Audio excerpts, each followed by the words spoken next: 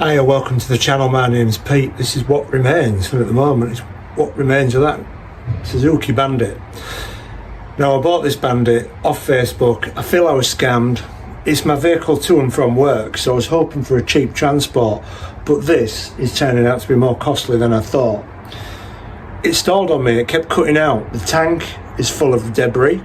So last time we've taken the tank off, we've taken the carbs out, I've now cleaned them, and I've got to put them back together. And this episode we're going to be getting these carbs back together. We're going to be learning how to clean that tank out, and hopefully by the end of this we might be able to have the bike running. Now here's my tank. If I open that up, we can see probably the colour of that in there. This is what's come out of it. All that there, when I've rattled it with nails inside. Now I made a mistake and I taped over the bottom of that hole because I was told that would be enough to hold it, and it wasn't. That is why we've got 4 empty canisters of white vinegar there, a mild acid, that I poured into here, and it all leaked out of there because I was told that tape would hold it, strong tape, but it never did, and it all leaked out and went down my driveway there, look. So I've got another 16 litres, and then that'll almost fill this, and I've got another litre there to fill it.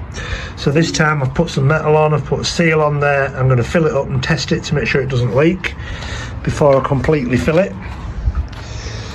I've now got all the parts I need to complete this bike. Up here we should have seals, fuel pipes, vacuum pipe, a few little bolts to replace on the carburetor, which is under here.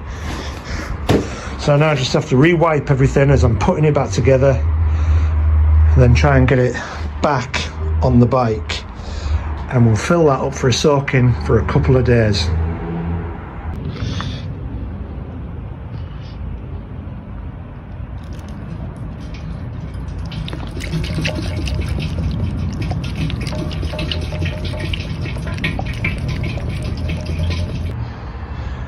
So that's a lot of the debris that came out of the tank.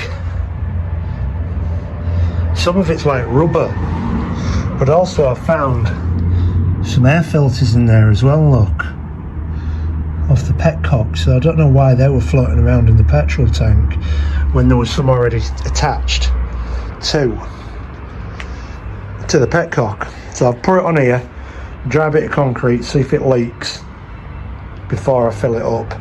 I'm going to get set up and I'm going to start doing these carbs, and hopefully I'll have some more air filters for the petcock as well. So I've got petcock and I've got some new filters. Look at the colour of them, white. The other ones were yellow, rust colour.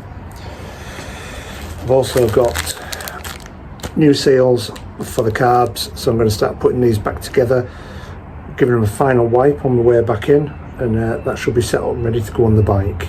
So off camera I've built one. Yeah, I'm pretty chuffed with that. So what I learned was I built this side first. I put jets in, the float and the little bobber bit, making sure that they move freely on the pin.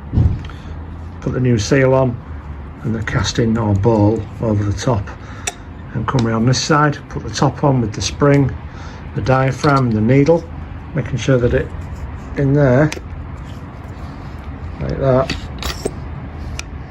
moves nice and free. So just build the other 3.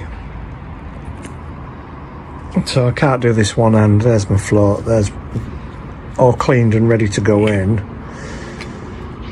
Now that little bobber there goes inside that hole here, and then I put that pin through there. This is going to be difficult one-handed, just to show you. I'll switch it back on in a moment, I think. Let's try actually. Sorry while I hold you there. Okay, Okay, yeah, so they've got that pin in, goes all the way through. Look how free they are. And then I put this ball on with the seal. Here we go, I'll look at them in a minute. Tank. No spots or seepages, so that has worked this time with a bit of metal and a rubber seal. So I'll get that topped up and soaking. That'll be 48 hours before that's clean. Rinse it out by carbonate of soda to neutralise the acid. That's why I've put vinegar in it. Some of you all know this, some of you might not. I'm learning all this as I go along. I've rebuilt the carbs. They're ready to go on the bike, almost. I've got some new hoses here. I'm going to put all these back on. I've got new clips and everything so that everything's secure. Spare parts from the carbs. Well, I've got my rubber seals and I've got a screw there. Don't panic, I've got a screw there because I bought some new screws so that everything matches. I want to do a good job. I want to do the best job I can. I'm now going to wrap up for today. But for you, I'll be just continuing straight on where I'll pull the bike out. I'll try and get the carb in. I'm going to move that over there, top that up, get that soaking. And I'll continue with that carb, getting it fitted. So it's another day for me, but we're continuing on with the bike. I've got the carbs down here. I've got the bike pulled out to put them back in. I'm going to connect up some fuel hoses. I've got some new ones, so I'll measure them against each other and put those on. And I'll turn it round. I've got the carb ready here. I've pulled the bike out. I've just given the ports a bit of a wipe down and a clean out. I've got the cables here ready to go in. I've got them all labelled up. I've cut myself a new vacuum hose. I found out what that is. That's a vacuum hose.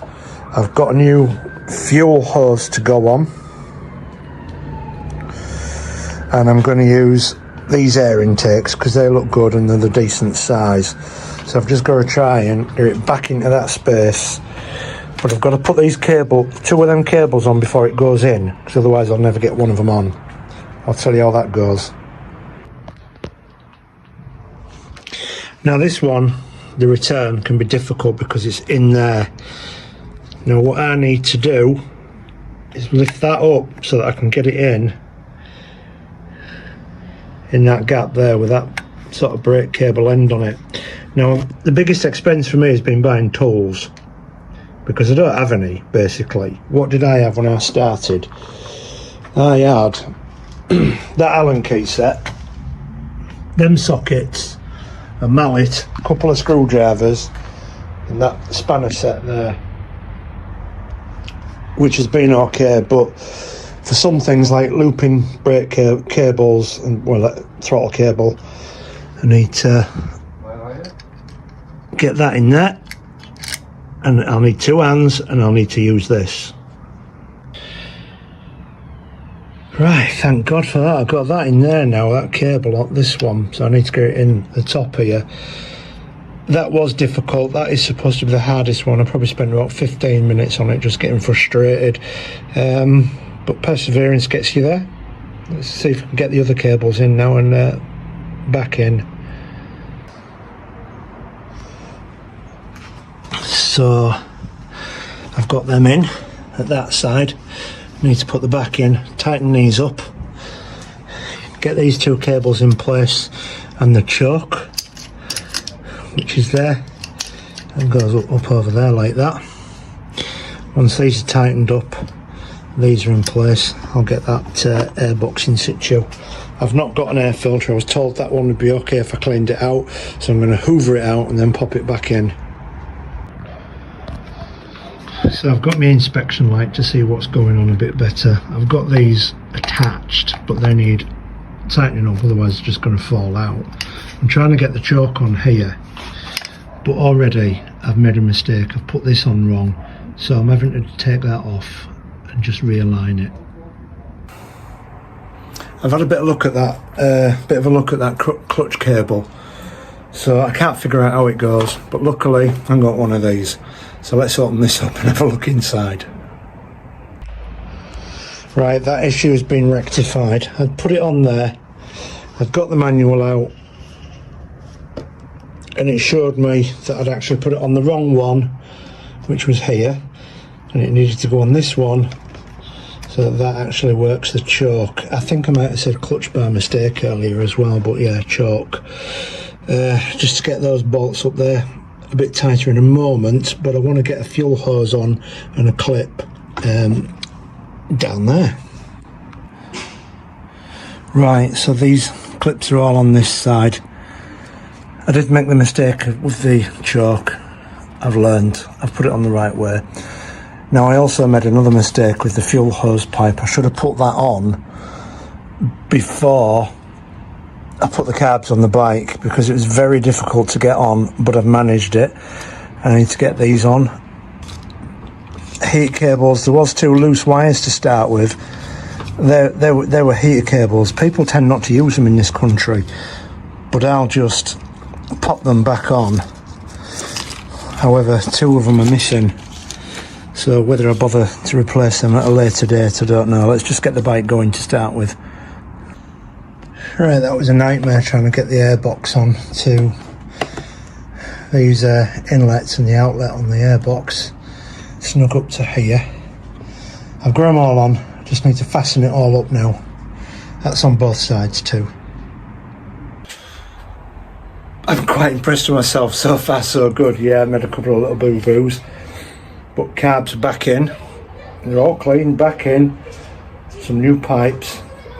I'm going to hoover out the air filter and pop that back in.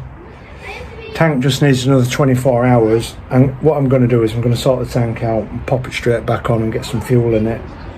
Not fill it up, but I'll just coat it with a bit of oil and petrol first. Get it back on the bike, see if it starts very shortly. So that's been soaking for about 48 hours. If I look inside that petrol cap there, look, I can dust that off. You can see that's just falling away, that rust. So I think it's time to get this cap off, all this off, emptied, and we'll see what comes out. Well, that's all the vinegar out. Loads of debris has come out of the tank. I'm going to rinse it through a bicarbonate next, and then I'm going to take it into the back garden and swill it out with a hose pipe to see what else I can get out of there. It's not very easy to drain these tanks. I'll show you what we've got so far. This will probably be what we'll see. So that's the plate I had at the bottom, making it watertight. I'm going to put that back on to shake it through. That's all the debris I've got out of the tank, just with the loose nails. Those are all that's going to be binned, and this is what it looks like in the bottom of here. You can see huge pieces of debris in there, and that's the colour of the white vinegar, and that's the colour it should be. I don't even see that on there. White, yellow. Right, I'll get that back on, rinse tank out with bicarbonate. Now, rinsed out with bicarbonate of soda, it's still in there. There'll still be some junk that will come out, so I've got to get that out, and I'm going to rinse it out with the hose pipe and try and jet blast whatever's left in there to come out. Once I've done that, I have to get all the water out. Not only water out, I've got to dry it, so I'm going to stick an hairdryer in there and blast out with hot air and try and dry it out as best I can, because this will rust. So I need to get it filled with some petrol, a little bit of oil splashed around, and then drained again, and then back on the bike, get some petrol in, see if the bike starts.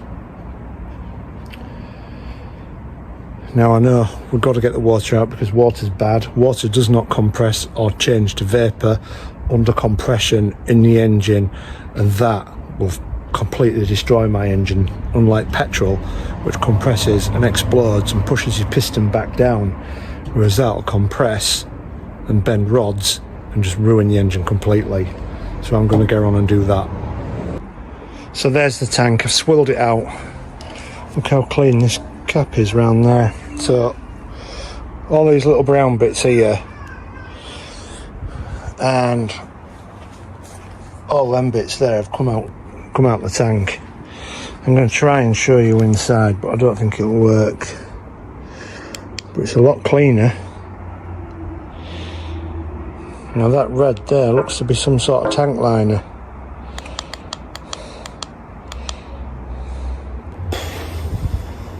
Now I've got a decision to make. Do I put it back on or do I soak it for another 12 hours with vinegar until morning? I think I'm going to strain the vinegar and put it back in for another 12 hours.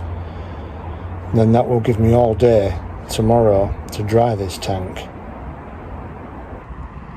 So I'm back here to soak it for another 12 hours. I've got the old vinegar, but I've also got some new vinegar and some more down there, but I don't have enough to fill the tank, and I don't want to be putting all the bits back in there, so I'm going to strain it through that rag there and fill this one up. So for me it's the next day, early morning. Tank's been soaking for another 12 hours. This is it. I'm getting it cleaned out this time. Bicarbonate of soda, rinse it out with water, scrunch up an old towel, stick that in, dry it up as much as I can, then get a hairdryer in there and leave that blowing warm air in there for an hour or so. Yeah, let's crack on. That has now been swirled out from vinegar, and this is what's left. It's come out the second clean. All that. So I'll give that a rinse out with the bicarbonate of soda and distilled water, and then I'll take it back into the back garden and rinse it out with a hose pipe until it becomes clear, until I'm really not getting any more bits out. But I think all the little tiny bits have gone, but there just might be like what's left of a tank lining of some description on the inside of that. So I think somebody's done this before with that tank. So I don't know if this will make some of you cringe, but there are still bits coming out the top there. Now I don't know if I'm wasting my time with this tank, because there are still bits flowing out, and I've just got to keep swilling it until it runs clear, really, which I don't think. I mean, there ain't that many bits in there that are coming out. Certainly no small bits, they're all big flakes and flowing freely through there. Big thing is that overflow pipe going to rust. There you go, you see there's a big bit in the top there that's going to come out.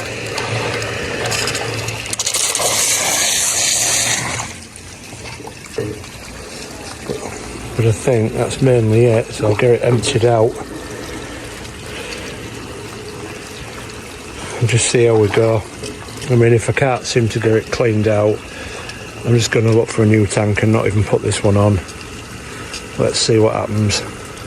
So I think I've managed to get everything out of the petrol tank, and now I'm going to do what every motorcycle owner does. I'm going to bring it into the house. The reason being now is I've got to stick an hairdryer in it, dry it out and leave it running. It's probably cost me 35 quid in electricity to dry it out, when I could have probably bought a tank for 35 quid. I wouldn't have spent 16 quid on vinegars to clean it. I had to buy 2 lots because I wasted one. A couple of quid on bicarbonate of soda. A couple of quid on distilled water, a £5 I think. So all in all, it's taken a week. I spent all that money, and I probably just could have got a second-hand tank. But again, I don't know that I'm going to get a tank that's rusty inside as well, and I have to do the same with that as well. I think I've got everything out of this one. Time to dry it out, and then I'll line it with petrol and oil. Give it a good shake up, then we'll get it on the bike. So there's the tank propped up. The hairdryer wouldn't fit inside, so what I've done is I've put a hot thing that's going to be blowing hot for ages into there on cardboard, which is combustible, and then a bit of a damp tea towel next to the electricity. So we are safe, and we'll see if this method works.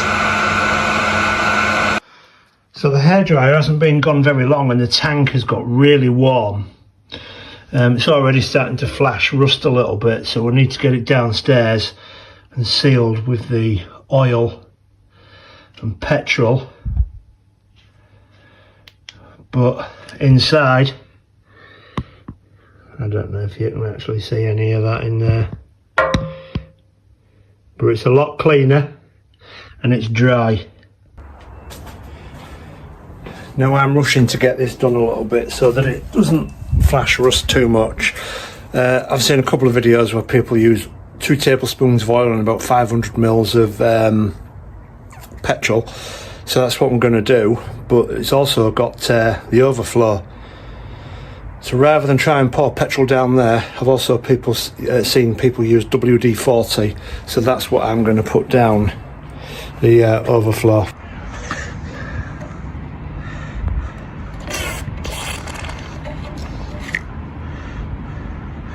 That should protect that. So that's a bit of oil in there as well. Got my cap here, dry off afterwards. But I've also got a bit of residue on the spoon there, some gloves. I'm just going to go around there and coat this.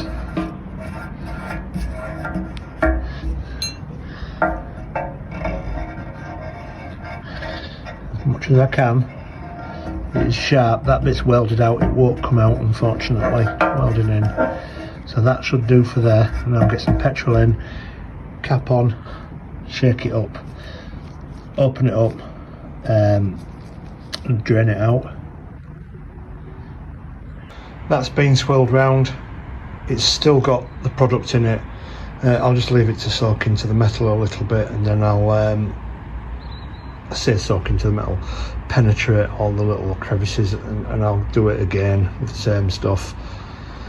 Probably do that a couple of times before I empty it out. So I'm just going to check that I've got everything connected up on here. So this here, throttle, that needs connecting up a little bit better than what it was. That one seems fine, choke seems fine. Got to connect the airbox back up. That's fuel.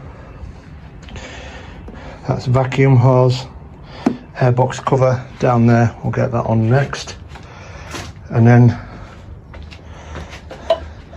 battery, which has been on charge for ages. Green light's gone off, so battery must be charged.